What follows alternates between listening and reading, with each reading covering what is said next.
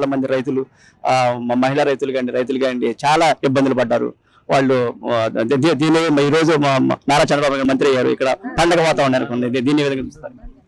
ఇది చారిత్రాత్మక విజయం. ఎందుకంటే 164 సీట్లతో అంటే ఆల్మోస్ట్ 93% స్ట్రైక్ రేట్ తో గెలవటం అనేది అది చరిత్రకి అందని విజయం.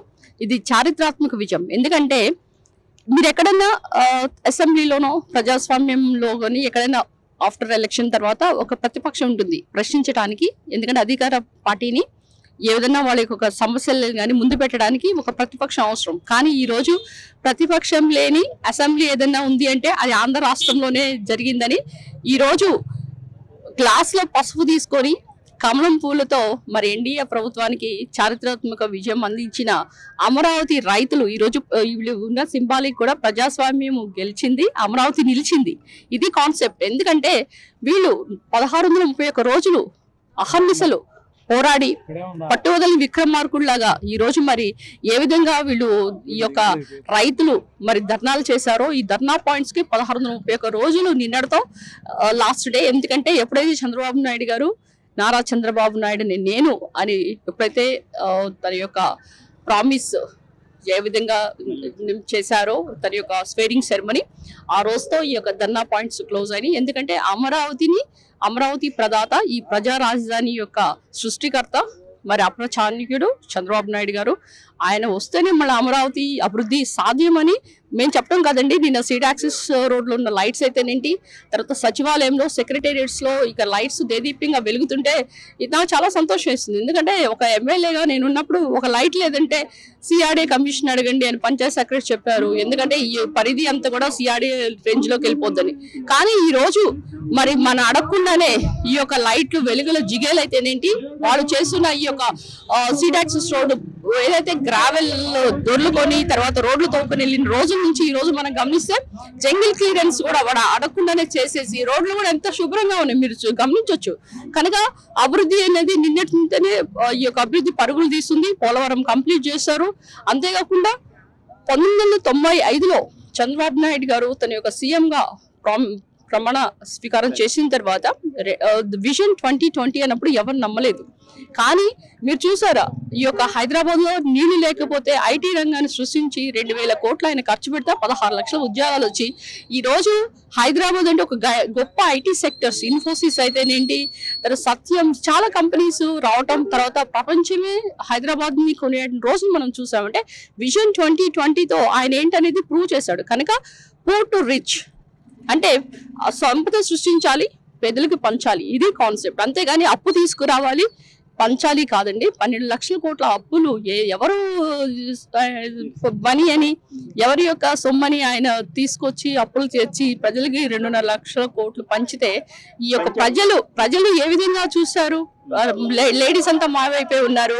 తర్వాత అందరూ మాకే ఓట్లేస్తారు, మేము పథకాలు ఇచ్చామంటే ఈ రోజు లేడీస్ మహిళలందరూ ఏ విధంగా ఈ యొక్క ఓట్లేస్తారో మీరు యొక్క క్లియర్ మ్యాండేట్ మీరు చూడవచ్చు. ఎందుకంటే ఈ తెచ్చిన అప్పులు ఏదైతే ఉన్నాయో దాన్ని తీర్చాలి. అంతేకాకుండా మళ్ళీ ఈ సూపర్ 6 పథకాలు ఏదైతే ఉన్నాయో ఈ యొక్క ఆడబిడ్డ నిధి అంటే ప్రతి ఒక్క మహిళలు కూడా 18 సంవత్సరాల నిండిన వాళ్ళకి మరి 1500 ఇస్తామని చెప్పాము. తర్వాత అమ్మకు వందనం, తల్లికి వందనం అంటే 15,000 ప్రతి ఒక్క కుటుంబంలో ఎవరన్నా ఉంటే ముగ్గురున్నా కానీ వాళ్ళకి 45,000 ఇస్తామని చెప్పాము. తర్వాత ఉచిత సుజల స్రవంతి పథకం కింద ప్రతి ఇంటి కూడా కుళాయి నీళ్ళు ఇస్తామని చెప్పాము. తర్వాత ఫ్రీ బస్ ట్రావెల్ కూడా చెప్పాం. కనుక యువతకు ఉద్యోగాల మీద సంతకం పెట్టడం, మెగా డిఎస్ మీద, తర్వాత ఈ యొక్క ల్యాండ్ టైటిలింగ్ యాక్ట్ మీద కూడా ఈ 3 సంతకాలు ఈరోజు పెట్టబోతున్నారు. కనుక ఇంత పెద్ద మ్యాండేట్ అంటే మేనిఫెస్టో ప్రజలు ఎంత ఆకర్షించిందో సూపర్ 6 ద్వారా ప్రజలు దాన్ని స్వాగతించారు. పెన్షన్ కూడా 4,000. నాకు కూడా అప్పుడు నేను చేయలేని పని ఈ రోజు నేను వాళ్ళకి మద్దతు ఇచ్చానని నాకు కూడా చాలా వీళ్ళు గౌరవం ఇస్తున్నారు. కనుక ఏదైనా కానీ ఈ యొక్క ప్రజా రాజధాని అమరావతి డెవలప్మెంట్ చంద్రబాబు నాయుడు గారి గెలుపుతో సాధ్యమైనదని ఈ రోజు ప్రజలు ఏ విధంగా ట్రాక్టర్లకి లేడీస్ తిరుగుతున్నారంటే ఇదే దీనికి నిదర్శనం. కనుక చంద్రబాబు నాయుడు గారు ఈ యొక్క హామీలను నెరవేర్చి మళ్ళా ప్రజలకి మంచి సుభిక్షమైన సుపరిపాలన అందిస్తారని గట్టిగా నమ్ముతున్నాం. మేడం గారు కనీసం ఎమ్మెల్యే మాట కూడా జగన్మోహన్ రెడ్డి వెళ్ళలేదని కనీసం వాళ్ళు కూడా అపాయింట్మెంట్ పరిస్థితి వచ్చాయని ఇక్కడ కూడా ప్రజలు చెప్తున్నారు. ఆయన వెనకట్టుకెళ్ళి రావండి మొత్తం పరదాలు కట్టుకుని తిరిగారని అని చెప్పేసి అంటారు. దీని ఈ రోజు పరదాలు కట్టే పాలన పోయిందండి. ఎందుకంటే చంద్రబాబు నాయుడు గారు పరదాలు వద్దు, నేను ప్రజల్లోనే వెళ్తాను, ఇలా ట్రాఫిక్ జాములు పెట్టొద్దు, ఎందుకంటే నేను కూడా ప్రజా మనిషినే, ప్రజల సేవ కొరకు వచ్చాను అని చెప్పడం అనేది ఈ రోజు మనం గమనించాల్సిన విషయం.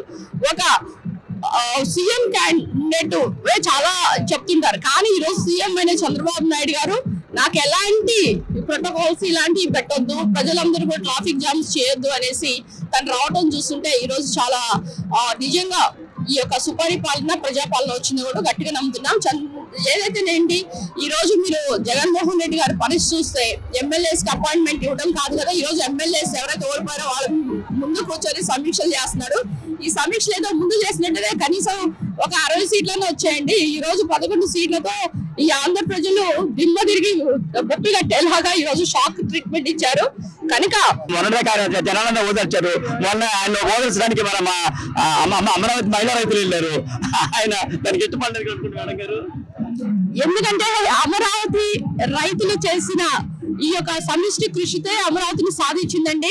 దీనికి యొక్క ముఖ్య కారణం ఎవరు? అమరావతి రాజధాని కాదు 3 రాజధానులు అనుకుంటూ వచ్చిన ఎవరైతే జగన్మోహన్ రెడ్డిని, మరి మీరు మమ్మల్ని ఈ విధంగా స్ఫూర్తిగా మమ్మల్ని ఒక మొక్కవాణి దీక్షతో మేము చేసి పోరాట ప్రతిమతో ఈ రోజు చంద్రబాబు నాయుడు గారు గెలిచారంటే అది జగన్మోహన్ రెడ్డి గారు ఆయన చేసిన అవినీతి పాలన, ఆయన చేసిన టార్చర్ వల్లనే, క్రూరమైన నిర్ణయాల వల్లనే ఈ రోజు ప్రజలందరూ కూడా ఏకమై వాళ్ళు ఇచ్చిన తీర్పు అనేది మీరు చారిత్రాత్మకంగా ఉంది. కనుక ఈ రోజు ప్రజలు ఎంత సంతోషంగా ఉన్నారంటే వాళ్ళ యొక్క సంతోషానికి అలుగు లేకుండా పోయింది. ఏదైనా కానీ అమరావతి రాజధాని అయినందుకు నాకు చాలా సంతోషంగా